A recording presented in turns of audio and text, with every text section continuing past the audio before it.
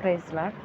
గొప్ప ఐశ్వర్యం కంటే మంచి పేరును వెండి బంగారముల కంటేను దయ కోరతగినవి. సామెతలు 22:1 గొప్ప ఐశ్వర్యం చాలా గొప్ప అని రాశారు అక్కడ. అంటే గొప్ప ఐశ్వర్యాలు, ఎంతోమందికి ఎన్నెన్నో ఐశ్వర్యాలు, వెండి బంగారాలు, ఎంతో సమృద్ధి ఉండడం మనం ఈ రోజుల్లో బాగా చూస్తున్నాము.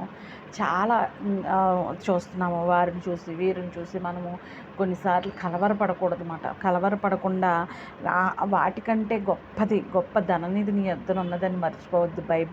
బైబిల్ గ్రంథాన్ని నువ్వు చదివినట్లయితే ఐశ్వర్యం కంటే, మంచి పేరు కంటే, వెండి బంగారాల కంటే, ఇక్కడ ఉంది చూడండి, దయ కంటే కోరదగింది ఏంటి?